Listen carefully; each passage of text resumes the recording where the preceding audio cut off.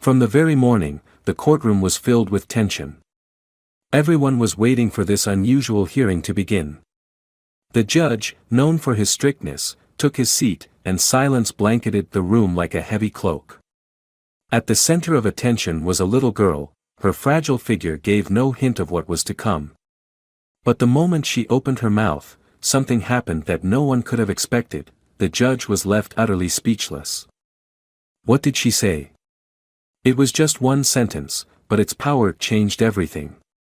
This story will touch your heart and make you reflect on justice, compassion, and the strength of words. Friends, before we continue, write in the comments your name and where you're watching this video from. We'd love to learn more about you. And don't forget to subscribe to our channel so you won't miss more inspiring stories like this. Your support helps us share moments like these. Judge Mike sat at the helm of the courtroom, his stern gaze commanding silence as if carved from stone. Known across the city for his sharp decisions and unyielding demeanor, his reputation was both revered and feared. Yet behind the facade of justice, whispers painted a different picture, one of a man whose rulings often reflected his own biases rather than the law. Stories of Mike's controversial judgments circulated quietly: harsher sentences for marginalized individuals, dismissive attitudes toward certain defendants, and a pattern of favoritism toward the privileged. Despite the murmurs, his authority remained unchallenged. Today, however, the air was thick with anticipation. For the first time, the courtroom felt like a stage where his unshakable image might begin to crack. Lily sat at the edge of the courtroom bench, her feet barely touching the floor, her wide, dark eyes scanning the unfamiliar surroundings. At just 10 years old, she seemed impossibly small in the cavernous courtroom. Her tattered dress and neatly braided hair spoke of someone who had been cared for once, but not in a long time. The weight of her young life hung heavily in her posture, her tiny frame bearing a story that would break even the hardest heart, if anyone cared to listen. Lily was born into a world stacked against her. Her mother, a warm and resilient woman named Grace, had fought tirelessly to give her a better future. But the odds were never in their favor. Grace worked multiple jobs to make ends meet, often skipping meals to ensure Lily had enough to eat. She had dreams for her daughter, dreams of education, stability, and safety.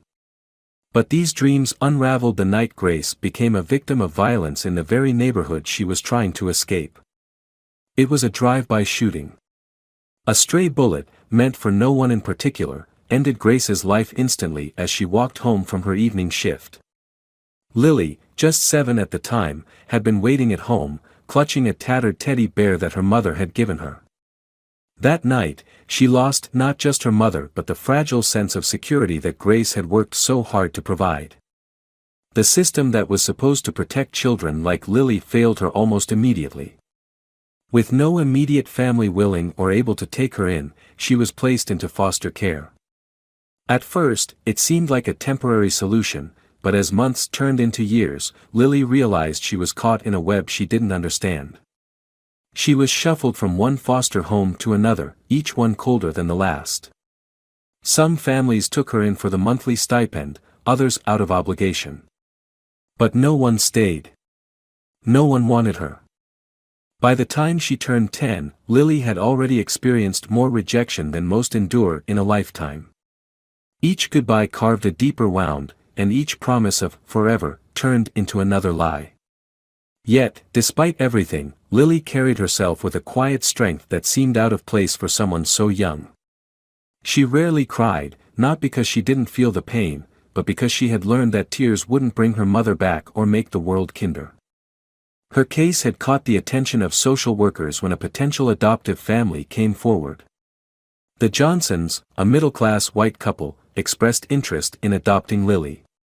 On the surface, they seemed like the answer to her prayers. But whispers of their true intentions began to circulate, rumors that they wanted Lily more for appearances than for love.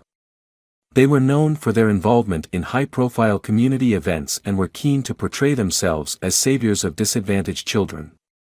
The hearing was supposed to finalize the adoption, but Lily's social worker, a compassionate woman named Carla, had raised concerns.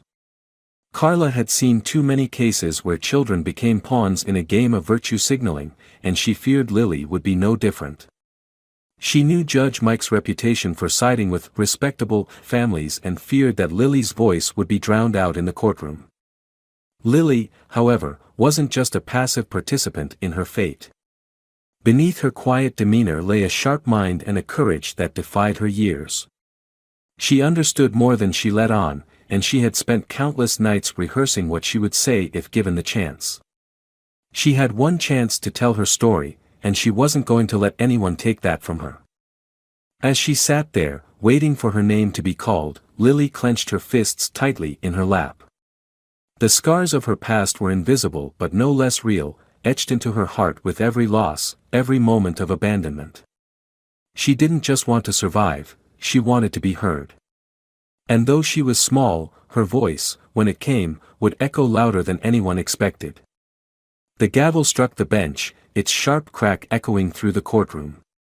The sound silenced the quiet murmurs among the spectators and brought everyone's attention to the man behind the bench. Judge Mike Harper leaned forward, his icy gaze sweeping the room like a hawk searching for weakness.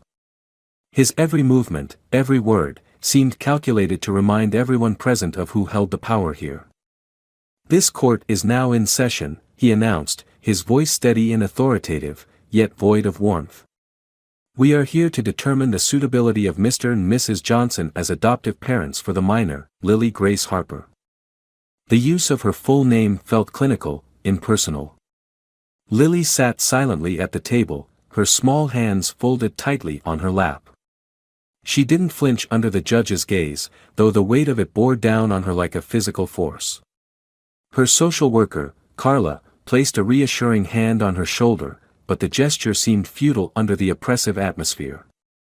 The Johnsons sat on the opposite side of the courtroom, impeccably dressed in coordinated outfits that screamed effort. Mrs. Johnson wore a pearl necklace that glimmered under the fluorescent lights, while Mr. Johnson kept a stiff, polite smile on his face.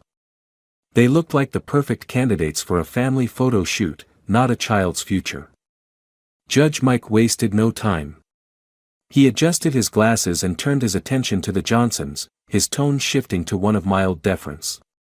"Mr. and Mrs. Johnson," he began, "I understand that you have been fostering Lily for several months now. Can you tell the court why you believe adoption is the right next step for your family?" Mrs. Johnson answered first, her voice soft and rehearsed. "Your Honor, from the moment Lily came into our home, we felt a connection. We believe every child deserves a loving family, and we want to give her the stability and opportunities she needs to thrive." Judge Mike nodded approvingly, making a note in the folder before him. "Admirable," he said, though his expression remained unreadable. He then turned to Lily, his demeanor shifting almost imperceptibly.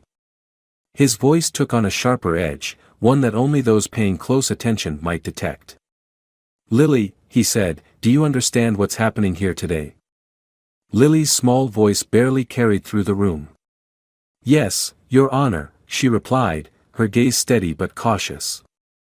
"And do you feel comfortable with the Johnsons becoming your permanent guardians?" he asked, his words carefully chosen but his tone carrying an undercurrent of skepticism. Lily hesitated. She glanced at Carla, then back at the judge.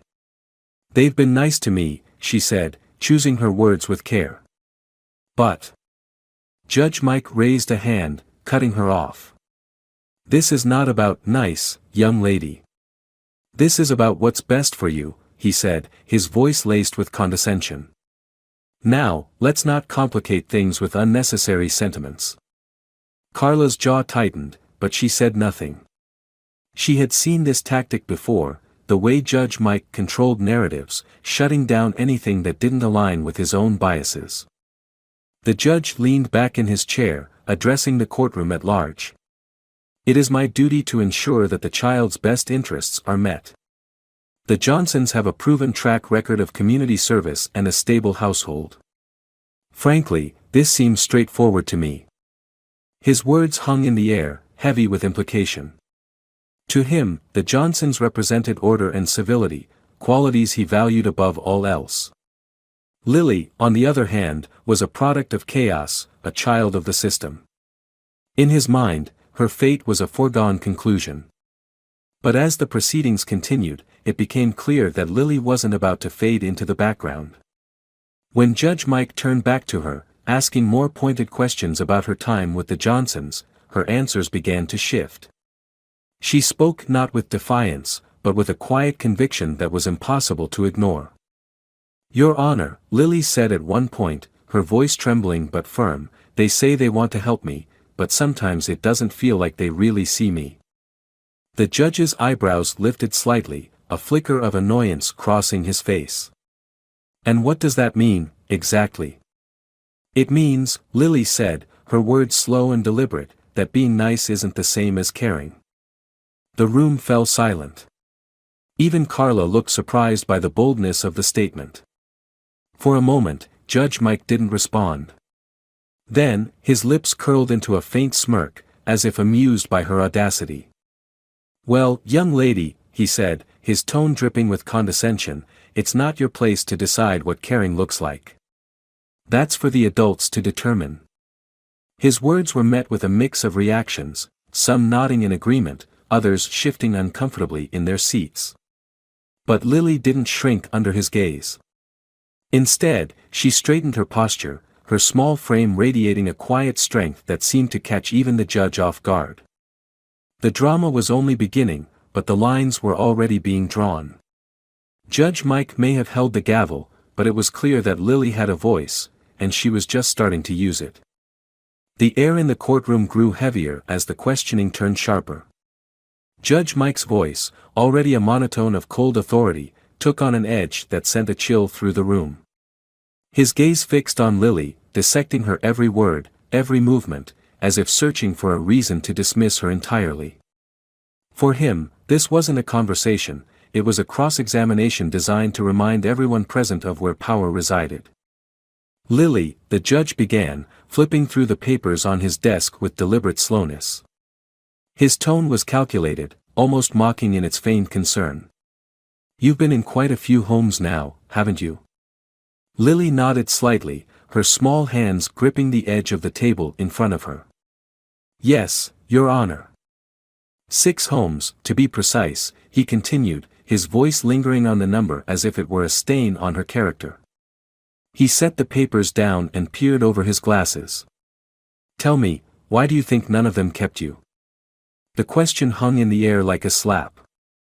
A collective intake of breath rippled through the courtroom, and a murmur of unease followed. Carla, seated beside Lily, stiffened visibly, her hands curling into fists on the table. But Lily, to her credit, didn't look away. Her eyes met the judge's, wide and dark but steady. "I don't know, Your Honor," she said softly, her voice barely audible. Judge Mike leaned back in his chair, a faint smirk playing on his lips. "You don't know?" he repeated, his tone dripping with condescension. "Well, maybe it's because you're difficult. Hard to handle.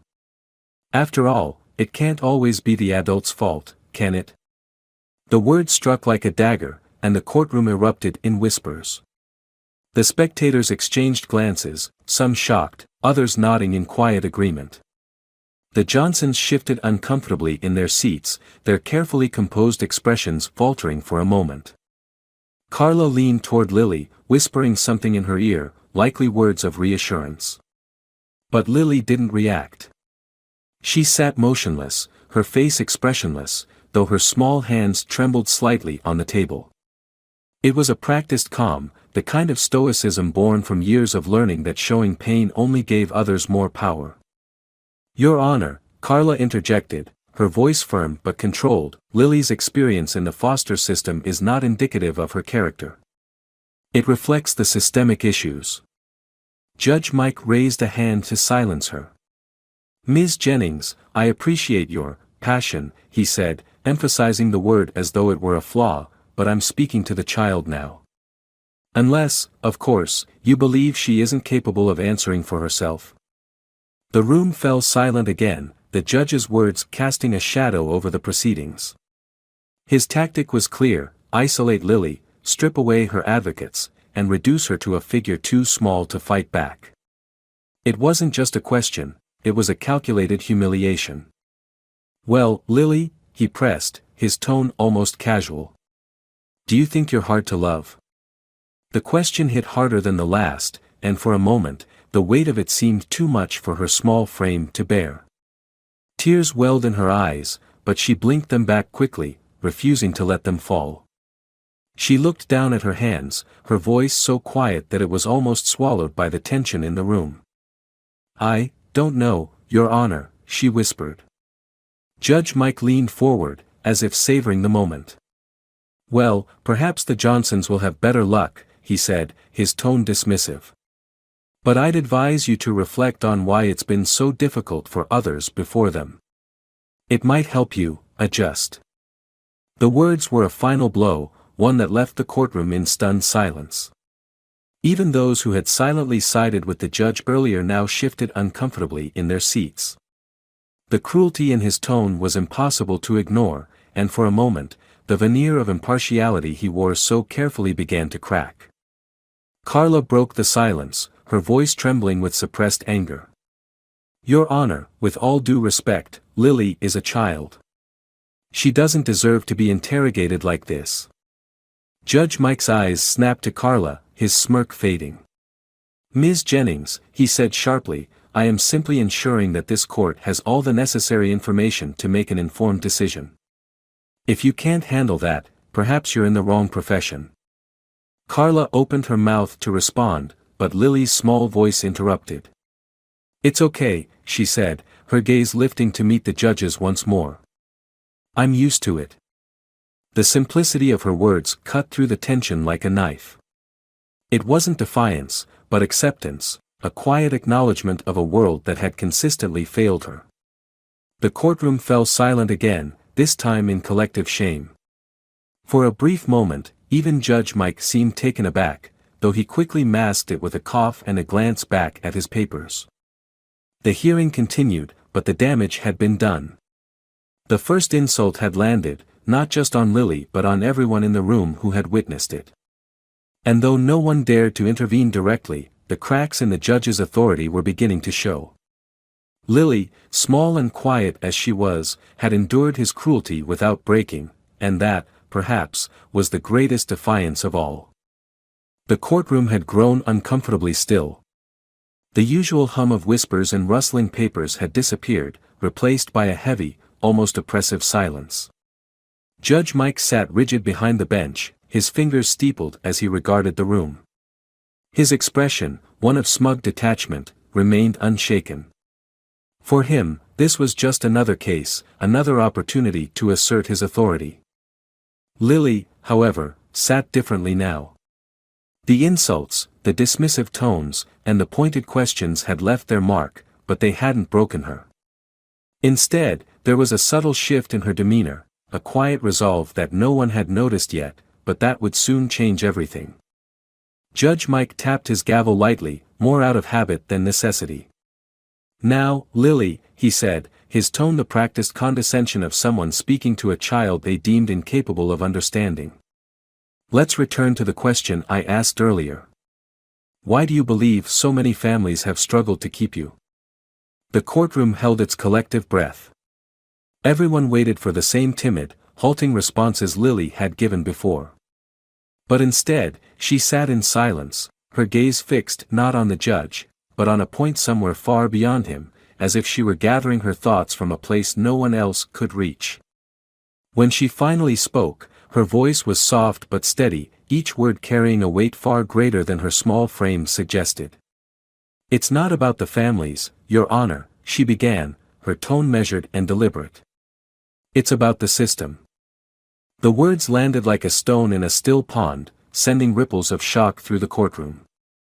Judge Mike's brows furrowed, his expression momentarily betraying confusion before he quickly masked it with a dismissive smirk. "The system," he repeated, his tone heavy with skepticism. "And what exactly do you mean by that, young lady?" Lily straightened in her seat, her small hands gripping the edges of the table. "I mean that the system doesn't care about kids like me," she said. "It puts us in homes where we're not wanted and calls it a chance. It lets people like you decide what's best for us without ever really listening to what we want. The murmur that rose from the spectators was immediate and impossible to ignore. Carla's hand flew to her mouth, her eyes wide with astonishment. Even the Johnsons, who had maintained their polished composure throughout the hearing, looked visibly unsettled. Judge Mike, however, remained unmoved, or so he wanted everyone to believe. "Lily," he said, his voice dropping an octave, as though to reassert control. "This court is here to ensure your best interests are met. That's why we have procedures, evaluations, and hearings like this one. It's not your place to question the system." "But it's my life," Lily countered, her voice rising ever so slightly. The room fell silent again, her words cutting through the tension like a blade. "And no one ever asks me what I want. They just assume I should be grateful for whatever they decide. But I don't want to be someone's charity project. I want to be someone's family." The simplicity of her statement struck a chord that no one had expected. Her words weren't just an indictment of the judge, they were a spotlight on the flaws of a system that reduced children to case numbers and checklists.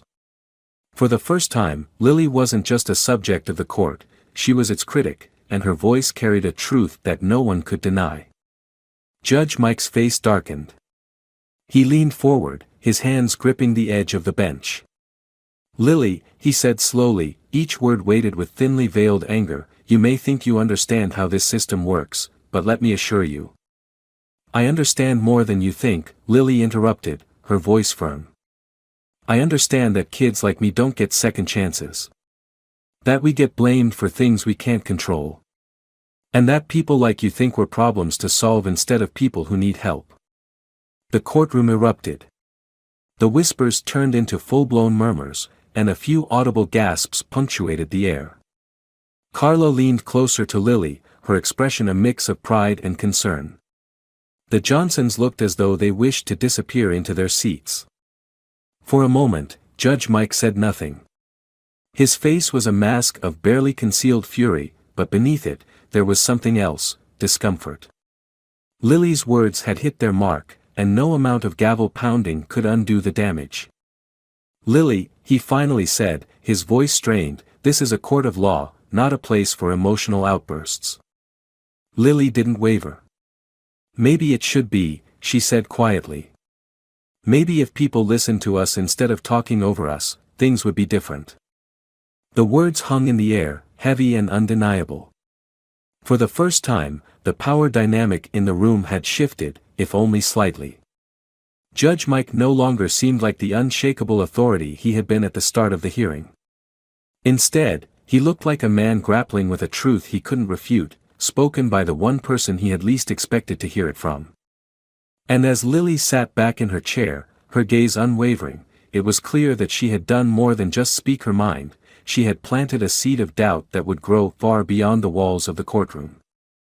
The tension in the courtroom was like a coiled spring, stretched to its limit. Lily's words lingered in the air, raw and unyielding, like the echo of a distant thunderclap. For a moment, it seemed as though the entire room had stopped breathing. The spectators, the lawyers, even the court officers stood frozen, their eyes darting between the small, unassuming girl and the towering figure of Judge Mike. The judge sat motionless, his knuckles white as they gripped the edge of his bench. His face, usually a mask of cold authority, was now a portrait of barely contained fury. The room had always been his domain, a place where his voice was law and his judgment final. But now, a child, a mere child, had dared to question not only him but the very foundation of his power. "Lily Harper," he finally thundered, slamming his gavel down with such force that the sound reverberated off the courtroom walls. "You will not speak to this court in such a manner." The sharpness of his tone sent a ripple through the room.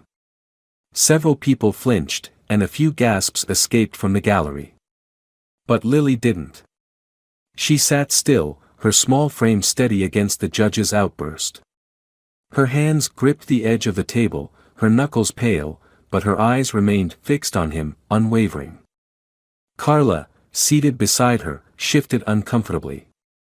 She had seen Judge Mike lose his temper before, but never like this. His composure, so carefully cultivated over years of rulings, was slipping in plain view of everyone. It wasn't just his anger that was alarming, it was the vulnerability it betrayed. You will not disrupt these proceedings with baseless accusations. Judge Mike continued, his voice rising. This court operates under the principles of law and order, not the whims of a child who has no understanding of how the world works. The room erupted into a chorus of whispers. Spectators leaned toward each other, exchanging hurried words and glances. Even the Johnsons, who had thus far maintained their composure, shifted uneasily in their seats. The judge's reaction was too extreme, too personal, and it was impossible to ignore. "Order," the judge barked, pounding his gavel again. "I will have order in this court." But the murmurs didn't stop. If anything, they grew louder, a quiet rebellion against the authority he so desperately clung to. His anger, meant to silence the room, had the opposite effect. People weren't just questioning Lily's words anymore, they were questioning him. "Your Honor," Carla finally spoke, her voice steady but firm. With all due respect, Lily was simply expressing her perspective. This court is meant to serve her best interests. Shouldn't we be listening to what she has to say? Judge Mike turned his glare on her, his face a mask of contempt. "Ms. Jennings, if you believe this court is beholden to the emotional whims of a child, then perhaps you're the one who doesn't understand the gravity of these proceedings." "But it's not about whims," Lily said suddenly, her voice cutting through the noise like a blade. The room fell silent again as all eyes turned back to her. She sat upright, her gaze steady and unflinching. "It's about truth. And the truth is, this system doesn't care about kids like me. It only cares about looking like it does." Her words struck a nerve, not just with the judge but with everyone in the room. The whispers started again, louder this time. People in the gallery leaned toward each other, their expressions ranging from shock to agreement. Carla watched the scene unfold, a faint glimmer of hope in her eyes. For once, the courtroom didn't feel like Judge Mike's domain, it felt like Lily's. The judge's face flushed red, his anger boiling over. "That's enough," he roared, standing up so abruptly that his chair scraped loudly against the floor. "This is a court of law, not a stage for your personal grievances." But his outburst only underscored Lily's point. The more he yelled, the more evident it became that he wasn't in control, not of the room, and certainly not of the narrative. His authority, once unquestioned, now seemed fragile, even hollow. In the gallery, a woman whispered to her companion, "He's losing it." Another nodded, her gaze fixed on the judge. "I can't believe this is happening," she murmured. The storm in the courtroom wasn't just about Lily's words, it was about the shift they had caused. For the first time, the people in that room were seeing Judge Mike not as an infallible arbiter of justice, but as a man, flawed and fallible. And for the first time, they were questioning the system that had allowed him to wield so much power unchecked. As the judge sat back down, visibly shaken, Lily remained calm. She didn't speak again, but she didn't need to.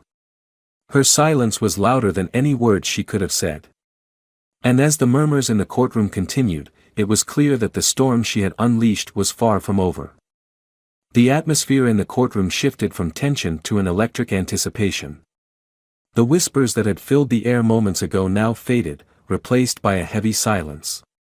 All eyes turned to Carla Jennings, Lily's lawyer and perhaps the only person in the room who hadn't been visibly shaken by Judge Mike's outburst.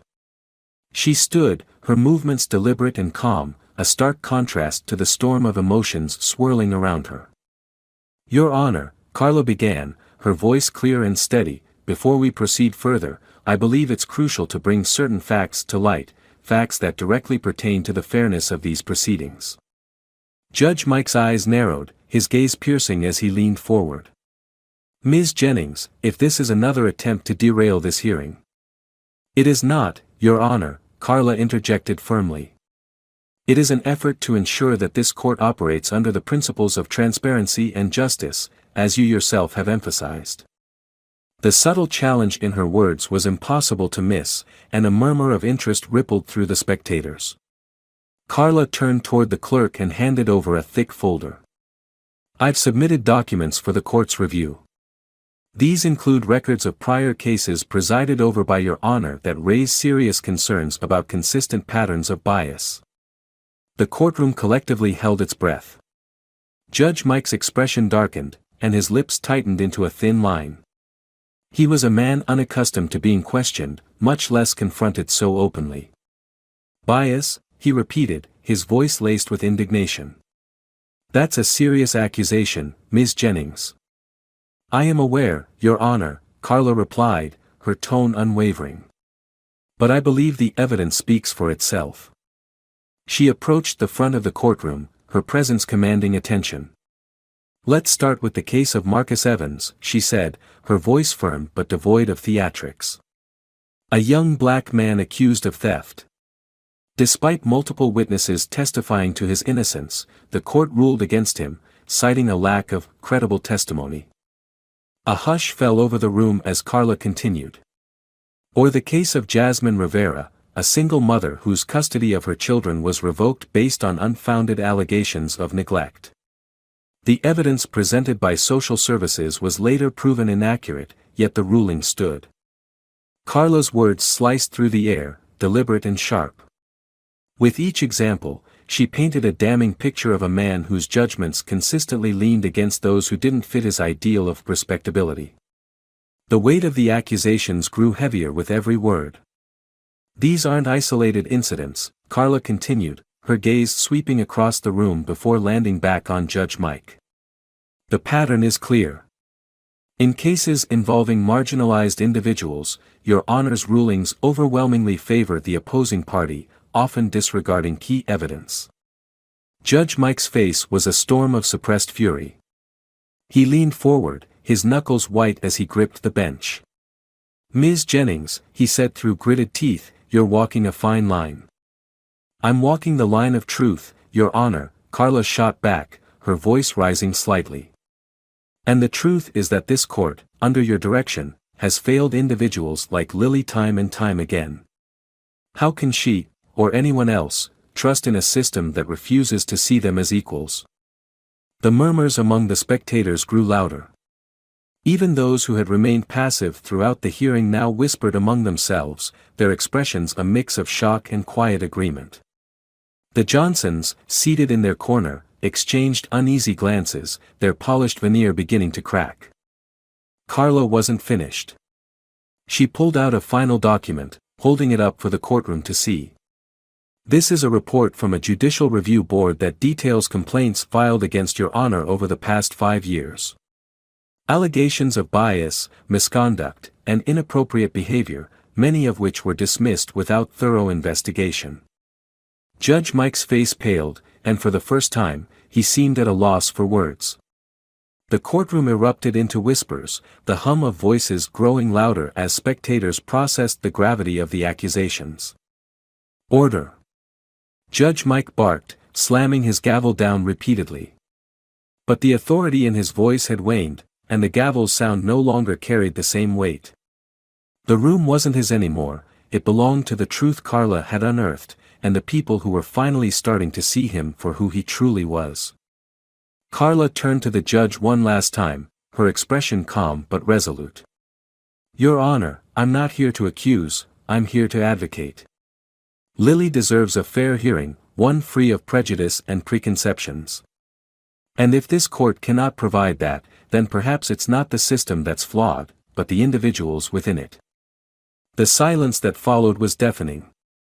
For the first time, the cracks in Judge Mike's authority were fully visible, and the power he had wielded so effortlessly for years now felt fragile, teetering on the edge of collapse.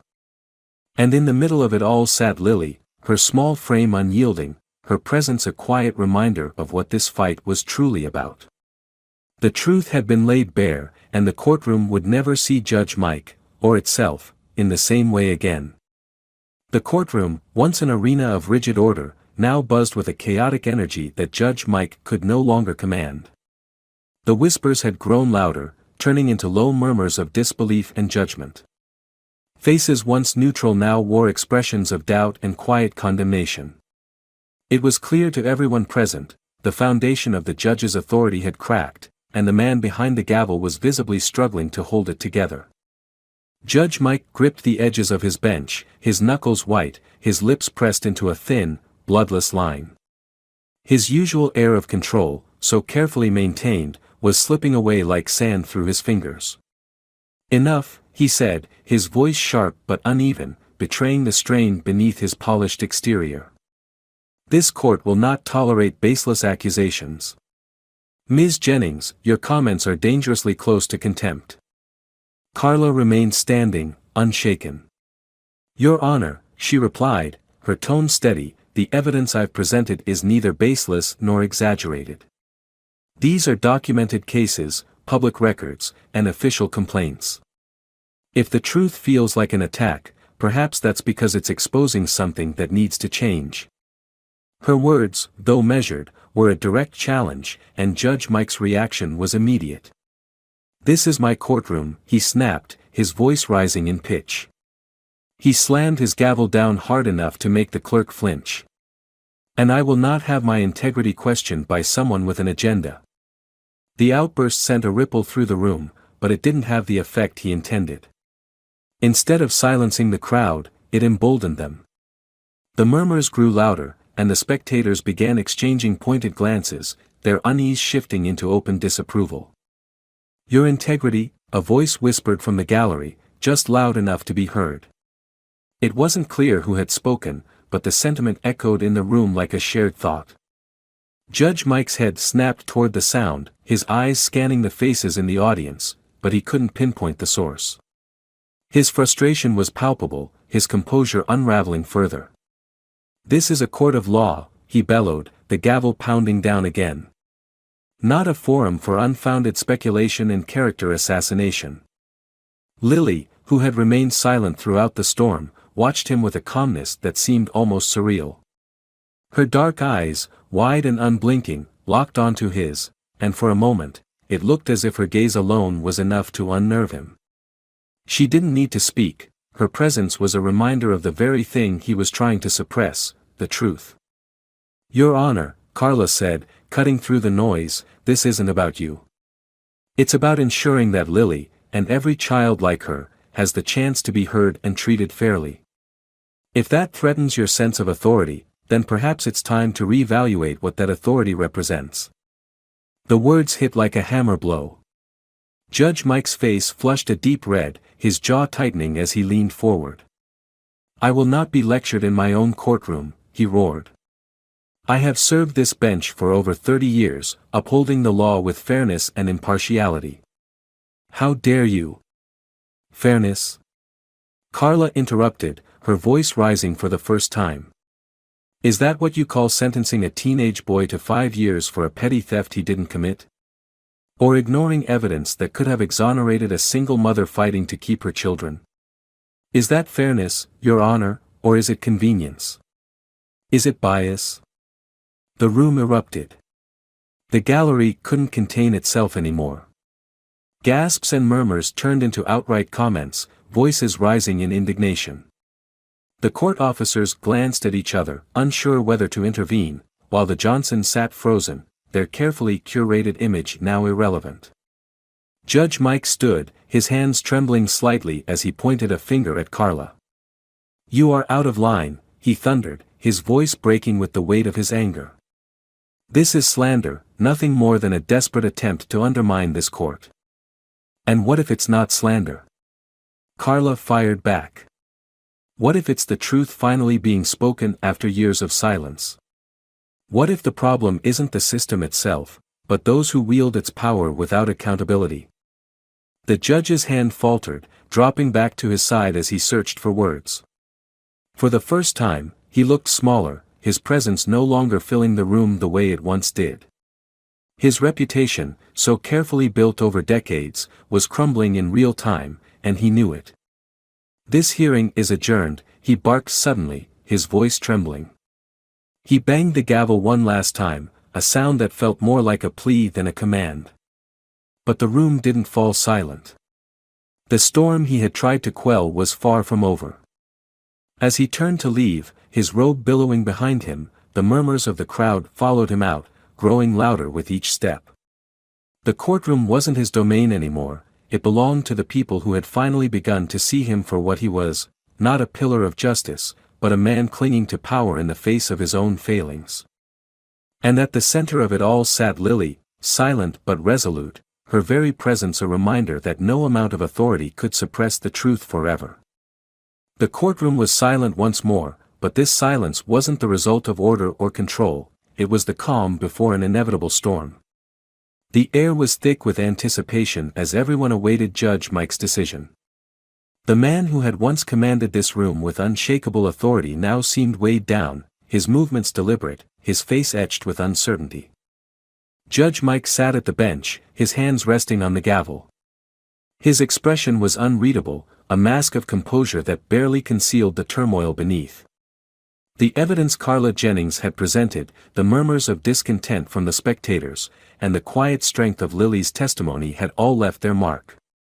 Yet, as he stared at the papers before him, it was clear he wasn't deliberating justice, he was calculating damage control. He cleared his throat, the sound sharp and grating in the stillness. After reviewing the arguments and evidence presented, he began, his voice steady but devoid of its usual commanding tone, "This court has reached a decision." Lily sat rigidly, her small hands clutching the edge of the table. Beside her, Carla placed a reassuring hand on her shoulder, though her own tension was evident. The Johnsons, seated across the room, leaned forward, their polished demeanor betraying cracks of nervous anticipation. "This court finds that the adoption petition filed by Mr. and Mrs. Johnson is conditionally approved," Judge Mike announced, his words deliberate, as if trying to soften the blow. "The Johnsons will retain temporary guardianship of Lily Harper, subject to further review and oversight by social services over the next 6 months." The room erupted into chaos. Spectators shouted in outrage, their voices mingling in a cacophony of disbelief and indignation. Carla stood abruptly, her face a mixture of fury and disappointment. Lily's expression didn't change, but her hands clenched tighter, her knuckles white against the table. "Order! Order in the court!" Judge Mike yelled, slamming his gavel repeatedly, though the sound did little to quell the uproar. The court officers moved to quiet the crowd, but the damage was done. The decision, though framed as a compromise, was a stark reminder of the system's failures. "This is outrageous," a voice shouted from the gallery. "How can you call this justice? They're just using her for appearances," another voice added. "What about what Lily wants?" The Johnsons, clearly uncomfortable, exchanged uneasy glances. Mrs. Johnson reached for her husband's hand, her face pale. Their attempt to present themselves as the perfect family was unraveling under the scrutiny of a community that now saw through their polished facade. Carla stepped forward, her voice cutting through the noise. "Your Honor," she said, her tone sharp but controlled, "this decision doesn't address the core issue. Lily's concerns, her voice, have been dismissed in favor of appearances. How is this in her best interest?" Judge Mike glared at her, but the weight of the room's disapproval seemed to press down on him.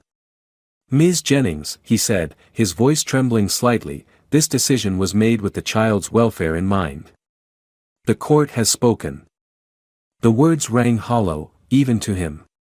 He knew, as everyone else in the room did, that this ruling wasn't about justice, it was about preserving the illusion of it. The murmurs in the gallery grew louder, and the tension in the air was palpable. As the judge banged his gavel one last time and exited the room, the crowd remained seated, their expressions grim.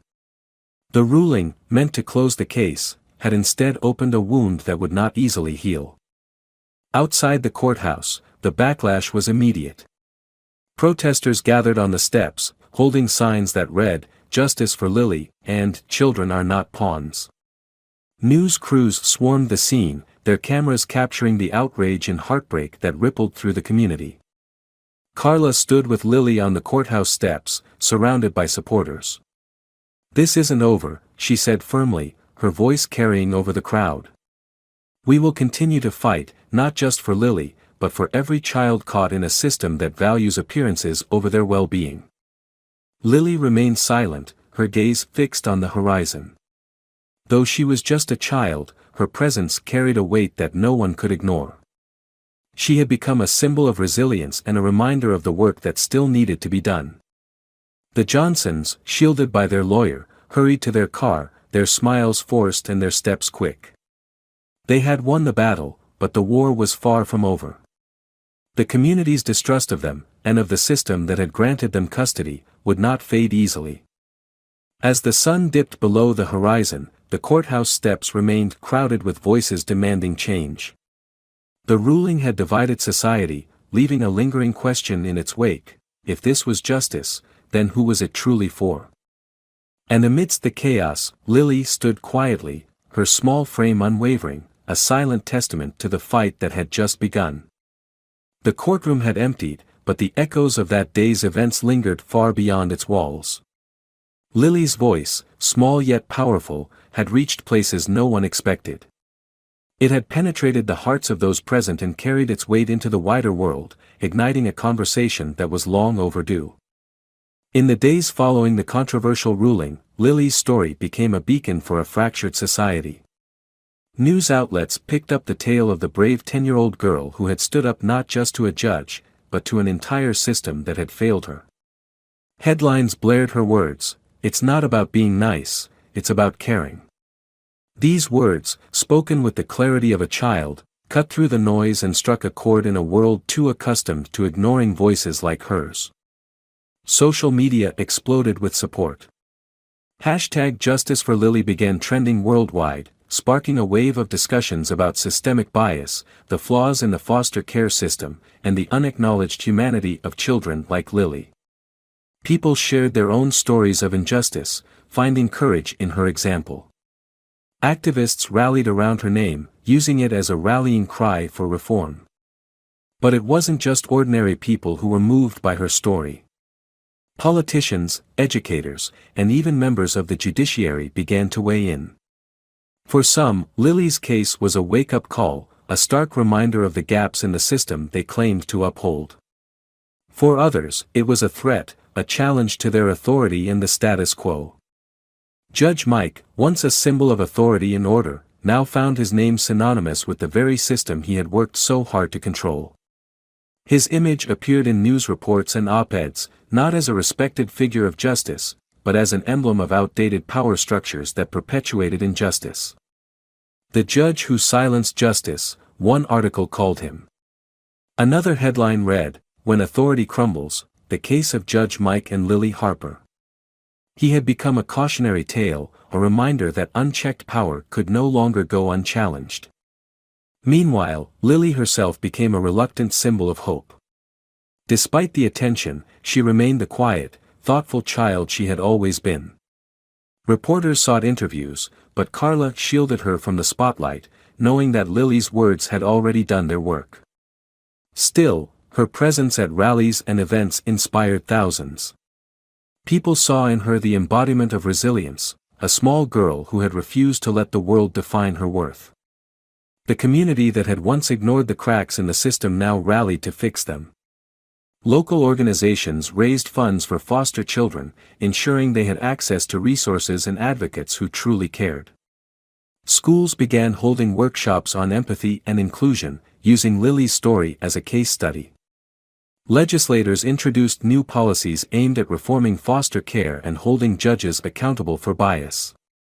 Months later, when the Johnsons' temporary guardianship was reviewed, the decision was reversed.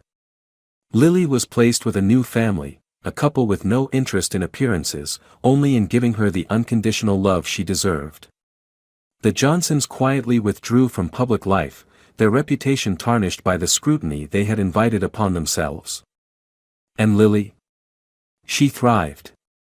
Her new family encouraged her to use her voice, and though she was still young, her quiet strength became her defining trait. She excelled in school, her essays and speeches often focused on justice, kindness, and the power of speaking up. She never forgot the courtroom, the judge, or the people who had fought for her when she couldn't fight for herself. Years later, a mural of Lily appeared in her hometown, painted on the side of a community center. It depicted her sitting at the courtroom table, her hands folded, her eyes steady, her presence unyielding. Below it, the words read, "Her voice changed everything." Lily's legacy wasn't just about her case, it was about the ripple effect of her courage. She became a symbol of hope in a world desperate for it, proof that even the smallest voices could carry the loudest truths. What do you think about Lily's story? Does it inspire you to reflect on justice, courage, or the power of speaking out? Let us know your thoughts in the comments below. And if you believe in stories like Lily's, don't forget to hit the subscribe button and join us as we share more tales that remind us of the power of hope, resilience, and the human spirit. Together, we can make a difference. Liza gasped, her heart tightening in fear. That's a lie. These are your children, she cried out in desperation. But Will's gaze, clouded by doubts and poisoned by his mother's venomous words, refused to meet hers. You betrayed me, he whispered, stepping back through the doorway. Leave. Martha's triumphant smirk lingered as the door slammed shut behind Liza. She had no family, no money, and nowhere to go. Write in the comments your name and where you're watching this video from. We value each and every one of you, and your support means the world to us. Your comments help grow our channel, and we want you to know how much you mean to us. Thank you for being here with us. Red Heart. The delivery room was filled with a mix of tension and joy. Liza, exhausted but glowing with maternal pride, held her newborn triplets close, marveling at their tiny hands and soft cries. The nurse smiled as she handed the babies to their mother, carefully swaddled in pastel blankets. But the moment Will entered the room, the atmosphere shifted. He stood frozen, his eyes darting between the three babies. Their skin was a rich, deep tone, a stark contrast to his and Liza's pale complexion. Confusion clouded his expression, quickly followed by unease. Liza, he whispered, his voice trembling. What, how? Liza looked up, her smile faltering as she noticed the confusion on his face. What do you mean, Will? They're perfect, aren't they? But Will didn't answer. His mind raced with questions he couldn't put into words. The nurse sensed the tension and quietly excused herself, leaving the couple alone. Hours later, the news spread to the family. Will's mother, Martha, arrived at the hospital, her expression stern as she entered the room. She glanced at the babies in Liza's arms, her lips tightening into a thin line. What's this, then? Martha asked coldly, her eyes narrowing. Liza, already feeling vulnerable, stammered, "These are your grandchildren, Martha. Aren't they beautiful?" Martha's silence was sharp enough to cut glass. She leaned closer, her eyes studying the babies with suspicion. "Beautiful?" she said, her voice dripping with disdain. "They don't look like us." "Will, you've noticed, haven't you?" Will, standing near the window, looked away, unable to meet his wife's gaze. Liza felt a pang in her chest. "What are you saying?" she asked, clutching her babies tighter. Martha turned to Will, her voice low but firm. "You can't be blind to this, son. Look at them. They don't look like you or Liza. This isn't normal." "Stop," Liza interjected, her voice shaking. "There are children, Martha. Why are you saying these things?" But Martha wasn't finished. "You know what this means, don't you, Will?" she said, ignoring Liza entirely. "There's no other explanation. I hate to say it, but she's been with someone else." "Martha!" Liza cried, tears welling in her eyes. Will finally turned, his face pale, his hands clenched into fists. "Mom, that's enough," he said, but his voice lacked conviction. The seed of doubt Martha had planted was already taking root. The tension in the room was suffocating. Liza's joy was replaced by a growing fear. She could see the unease in her husband's eyes and felt the weight of Martha's silent accusations. As Martha left the room, she glanced back at Liza, her expression filled with cold disdain. The damage had been done. Alone with her children, Liza whispered softly, "Don't listen to them, my loves. You're mine. You're ours. They'll see." But deep down, she knew that proving her innocence would be far more difficult than she could have ever imagined. And so, what should have been the happiest moment of her life became the beginning of her worst nightmare. The quiet tension in the house had grown unbearable since the day Liza brought the babies home. Every glance from Will was heavy with doubt, every word from Martha sharp and cutting. It was as though joy had been replaced with suspicion, a dark cloud that refused to lift. Martha, however, wasn't content with subtle glances and insinuations. Late one evening, as Will sat in the dimly lit living room, nursing a glass of whiskey, she decided to act. "Son," she began, her voice low and conspiratorial, "we need to talk." Will sighed, already dreading what was coming. "Not now, Mom. I've heard enough." "No, you haven't," she snapped, her tone firm. "You're blind to what's right in front of you, and it's my job to open your eyes. I didn't want to say this, but I saw her, Will." He turned to her, his brows furrowing. "Saw her what?" Martha leaned closer, her voice dropping to a whisper. "With another man. A black man." The words hit Will like a slap. He blinked, trying to process what he'd just heard. "What are you talking about?" "It was a few months ago," Martha continued, her expression grim. "I saw her in town, laughing and talking with him. They looked close. Too close." She hesitated for effect, then added, "I didn't want to believe it, but now, look at the babies, Will. It's obvious." Will stood abruptly, the glass slipping from his hand and shattering on the floor. His heart raced as he replayed Martha's words in his mind. The doubt that had been simmering since the birth of the children now boiled over into anger and betrayal. When Liza entered the room moments later, drawn by the sound of breaking glass, she found Will pacing, his face a mask of fury. "What's going on?" she asked, her voice tinged with worry. Will turned to her, his eyes blazing. "Tell me the truth, Liza. Were you with someone else?" Her breath caught in her throat. "What? No.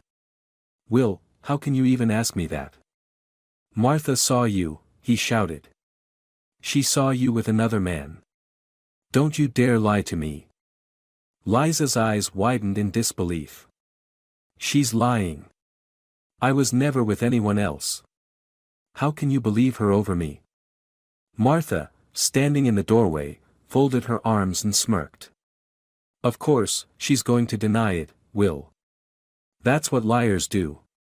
"Get out, Liza," Will said, his voice cold and final. Liza's knees buckled as the words sank in. "Will, please, don't do this. Look at our children, they're yours." "Enough," he bellowed, pointing toward the door. "Take them and leave. I can't even look at you right now." Tears streaming down her face, Liza gathered her children. Martha watched silently, her expression smug, as Liza stumbled out into the cold night, clutching her babies. As the door slammed shut behind her, Liza stood on the porch, shivering in the biting wind. Her heart was breaking, not just for herself but for her innocent children. The street stretched out before her, dark and unforgiving, a cruel metaphor for the journey ahead. Inside, Martha placed a comforting hand on Will's shoulder. "You did the right thing, son," she said softly. But in her heart, she felt nothing but satisfaction. For Liza, the night was just beginning. Homeless, penniless, and burdened by Martha's venomous lies, she had no idea where to turn.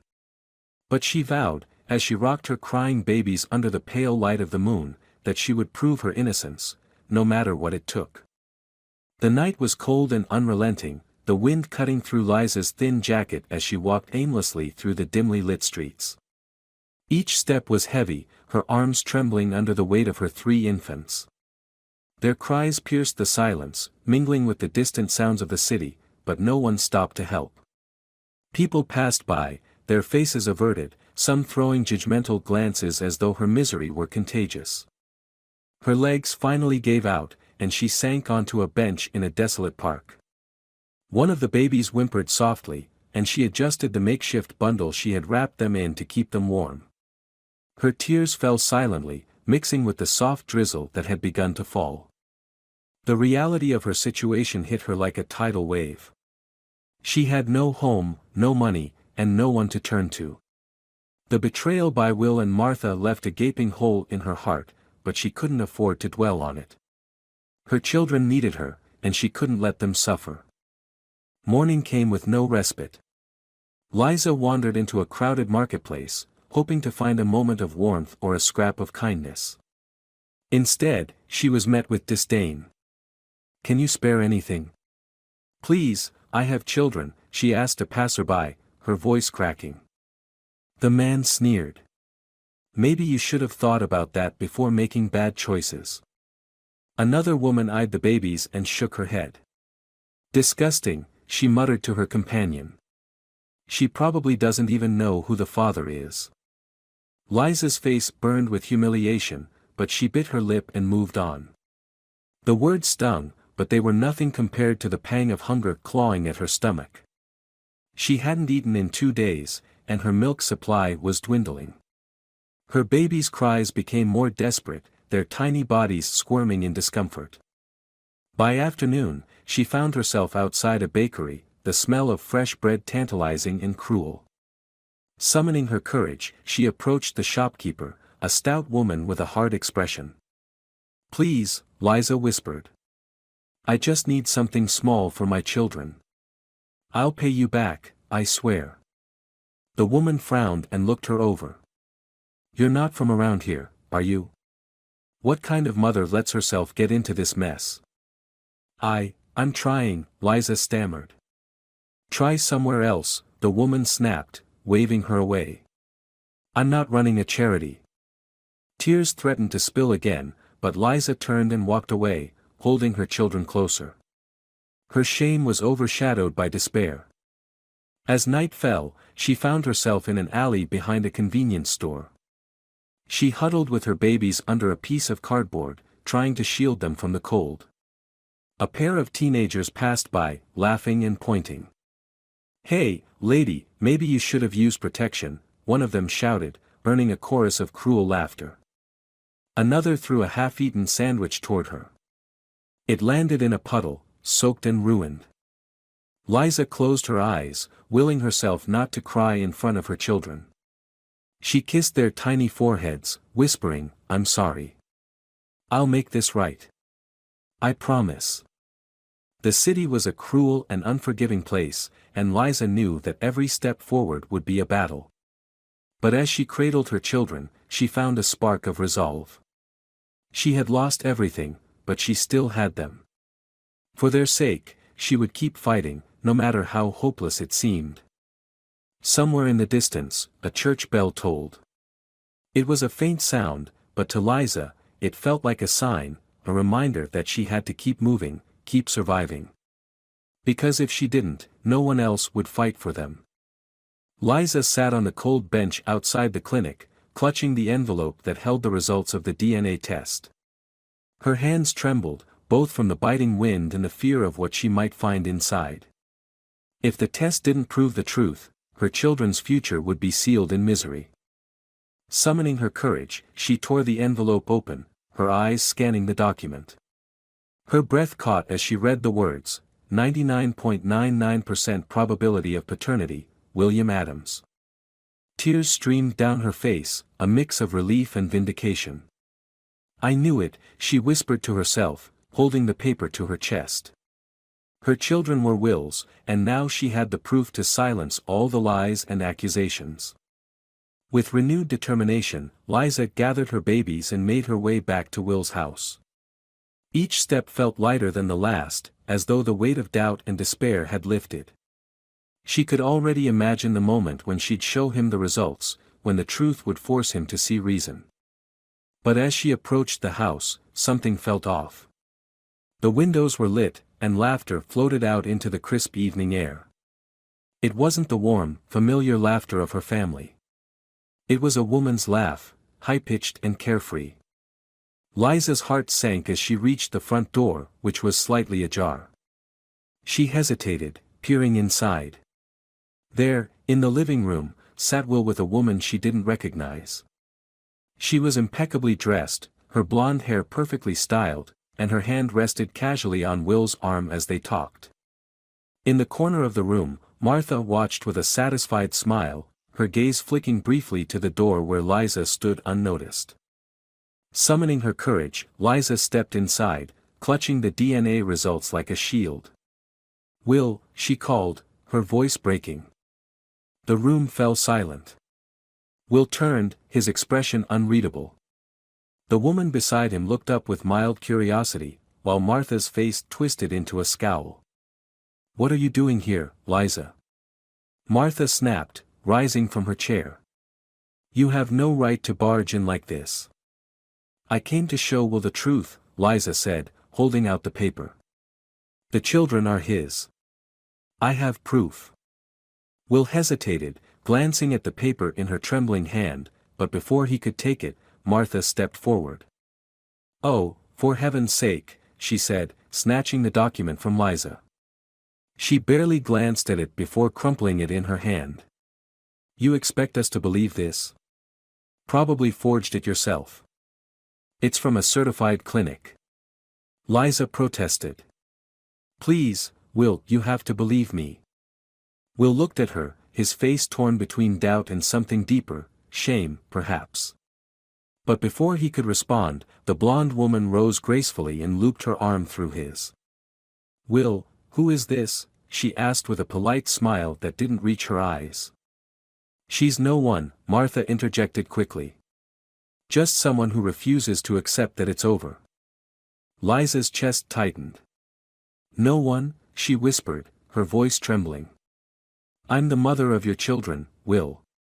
Don't let her lie to you again. Read the results." Will's shoulders slumped. "Liza, I think you should leave," he said softly, avoiding her eyes. Liza stared at him, her heart breaking all over again. "You're making a mistake," she said, her voice barely audible. Martha moved to the door, opening it wide. "The only mistake was letting you back into his life. Now get out before I call the police." Liza clutched her children close, their tiny faces pressed to her chest as tears streamed down her cheeks. She turned and walked out into the cold night, her footsteps echoing on the empty street. Behind her, the door slammed shut. Liza paused, looking down at her babies, and whispered through her tears, "I'll never give up on you. Never." Though she had the truth, she realized that proving it wasn't enough to undo the damage Martha had done. And now, with another woman in Will's life, the battle for her family had become even more complicated. The sound of a car pulling into the driveway of the Adams home broke the uneasy quiet of the evening. The engine hummed briefly before shutting off, and the heavy thud of a car door echoed through the neighborhood. Martha, sipping tea in the living room, barely looked up, assuming it was another one of her guests or Will's new companion.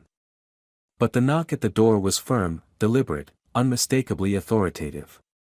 When Martha opened it, her smug expression immediately gave way to surprise. Standing before her was Thomas Adams, Will's father, his tall frame imposing despite the lines of age on his face. "Thomas," she stammered, her voice betraying a hint of unease. "What are you doing here? You didn't say you were coming." Thomas stepped inside without waiting for an invitation, his sharp eyes scanning the room. Will, sitting silently on the couch, looked up in confusion. "Dad?" Will said, standing. "What's going on? Why are you here?" Thomas ignored his son for a moment, fixing his gaze on Martha. "We need to talk," he said, his voice cold and resolute. Martha stiffened, her fingers tightening around her teacup. "Talk about what? I don't understand." "Save it," Thomas interrupted. "I've heard enough about what's been going on here. The lies, the cruelty, the way you've treated Liza and the children. Will frowned, stepping forward. What are you talking about, Dad? Thomas turned to his son, his expression softening slightly. Will, sit down. There's something I should have told you a long time ago. Something I should have explained before any of this could happen. Martha's face paled. Thomas, don't. Be quiet, Martha, he snapped. The sharpness in his voice silenced her immediately. Will sank back onto the couch, his confusion growing. What is this about? Thomas took a deep breath and began. Will, the woman you've always known as your mother isn't your biological mother. Your real mother, Amanda, was a remarkable woman. She was kind, intelligent, and black. The room fell into stunned silence. Will stared at his father, his mouth slightly open. What? No, that doesn't make any sense. How could? It's true, Thomas said, his voice heavy with emotion. Amanda and I were young and in love, but our relationship wasn't accepted back then. When she became pregnant with you, the pressure became unbearable. She died giving birth to you, and I was left to raise you alone. When I married Martha, she agreed to take you in as her own, but, he paused, glancing at Martha. I see now that her hatred never went away. Martha's lips trembled, but her eyes burned with defiance. I did what I had to do to protect this family, she hissed. You think I'd let her legacy taint everything we've built? Will's head spun, his thoughts racing. If this is true, he said slowly, then the children, their skin color is perfectly natural, Thomas finished. They are your children, Will. There's no question about that. Martha scoffed, her composure cracking. You can't just drop this on him and expect him to believe it. That woman Liza is lying, manipulating. No, Martha, Thomas interrupted. The only manipulator here is you. You've poisoned Will's mind, destroyed his family, and for what? To protect some warped idea of purity. Martha's face flushed with anger, but she said nothing. Will stood, his legs unsteady. Dad, he said, his voice shaking. Why didn't you tell me this before? I thought I was protecting you, Thomas admitted. But keeping the truth hidden only allowed Martha's hatred to fester. I should have told you the moment I saw the path she was leading you down. Will turned to Martha, his eyes filled with a mixture of anger and betrayal. You knew, he said quietly. You knew about Amanda, about me, and you still did this. Why? Martha glared at him, her voice venomous. Because I couldn't stand the thought of everything we've worked for being ruined by her bloodline. You're better than this, Will. No, Will said firmly. I'm not better than anyone, and neither are you. He turned away from her, his mind already racing with the need to find Liza, to make things right. I need to go, he said, grabbing his coat. Will, wait, Martha called, her voice frantic. But Will didn't stop. As he left, Thomas turned to Martha, his expression filled with disdain. You've lost, Martha. You let your hatred destroy everything good in this family. For the first time, Martha was silent, the weight of her actions crashing down around her.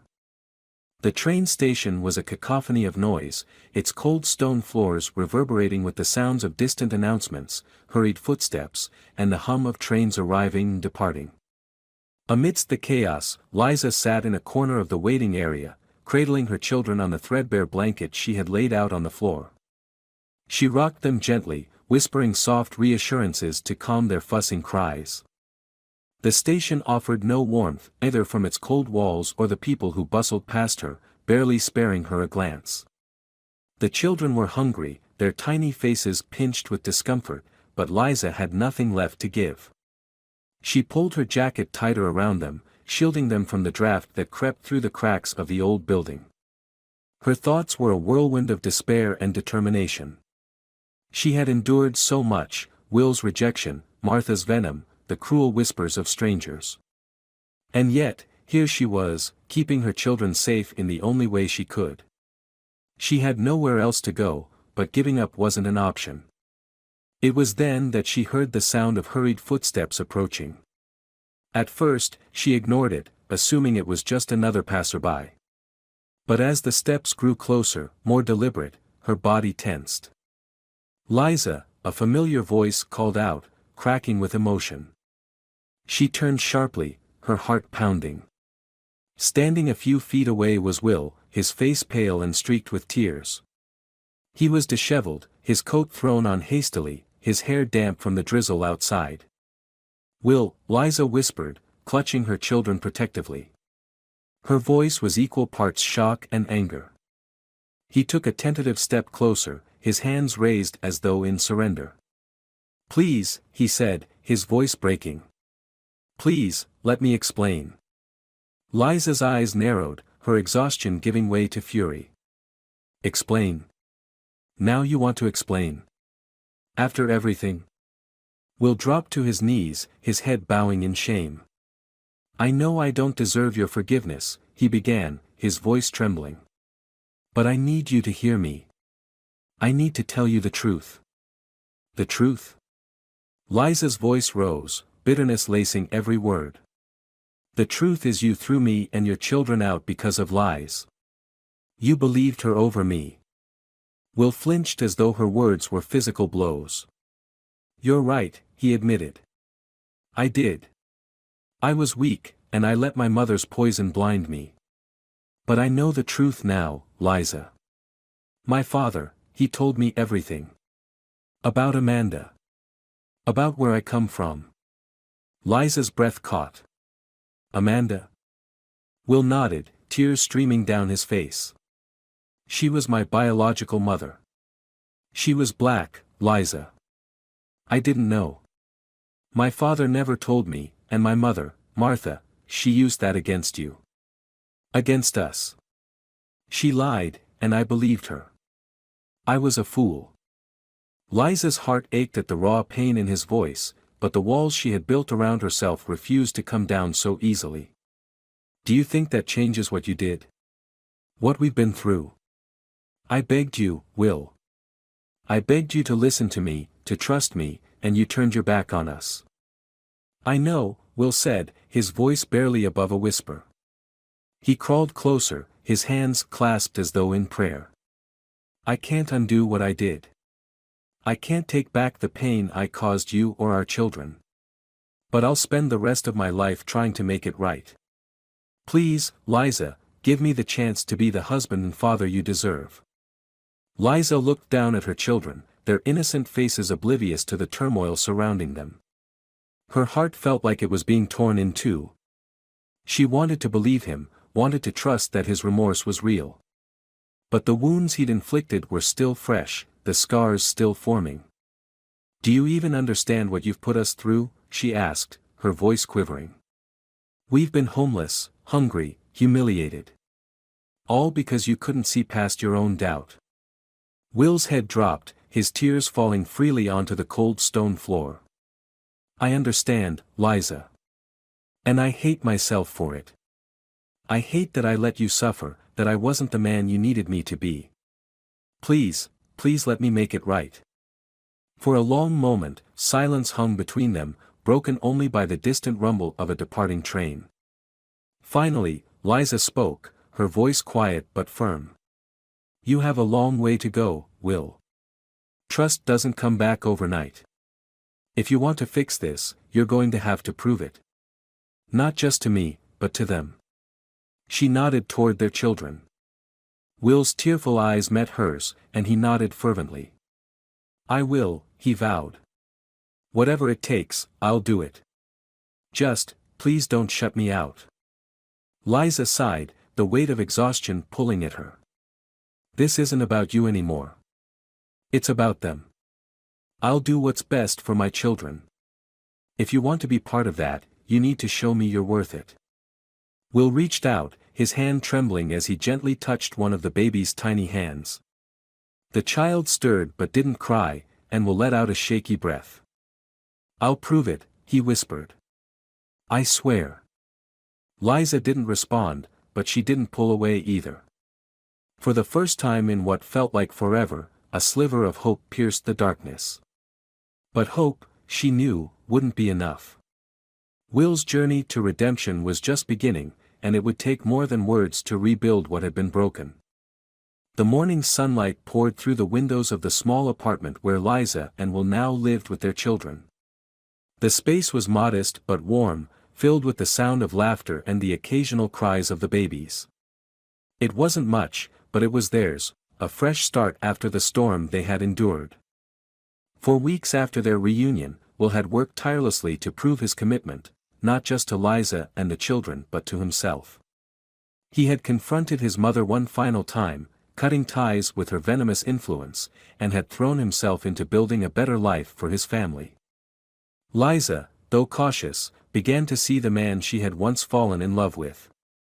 He had started attending support groups and community events, determined to unlearn the biases that had clouded his judgment. Together, they joined a local organization that fought against racial prejudice, sharing their story to educate others about the destructive power of hatred and lies. One evening, as Liza prepared dinner, Will sat at the kitchen table, cradling one of the babies in his arms. "You know," he said softly, "if someone had told me a year ago that I'd be sitting here like this, I wouldn't have believed them." Liza glanced over her shoulder, a small smile tugging at her lips. "Life has a way of surprising us." He nodded, his expression serious. "I still think about everything I did, everything I let happen. The hurt I caused you and the kids." "We can't change the past," Liza replied, joining him at the table. She reached over and placed a hand on his. "But we're here now. And that's what matters." The scars of their ordeal were still there, lingering like ghosts in the background. Liza still flinched at the memory of being turned away from help, of strangers' cruel remarks. Will still struggled with the shame of his actions. But together, they found strength in their shared determination to build a better world for their children. Months turned into years, and their family grew stronger. The children, now toddlers, filled their home with joy and chaos. Liza and Will continued their activism, using their story to challenge others to confront their own prejudices and to stand up against injustice. One afternoon, as they spoke at a community event, Liza looked out at the crowd, her voice steady and filled with conviction. "We've learned that prejudice doesn't just hurt individuals, it tears apart families, communities, and futures. But we've also learned that change is possible. It starts with truth, with understanding, and with love." As the audience applauded, Will took her hand, squeezing it gently. Their journey wasn't over, but they were ready to face whatever came next, together. Thank you for being part of this journey with us. If this story resonated with you, please consider subscribing to our channel. We're just getting started, and the stories to come will be even more powerful, moving, and unforgettable. Your support means the world to us, and together, we can continue to shine a light on the issues that truly matter.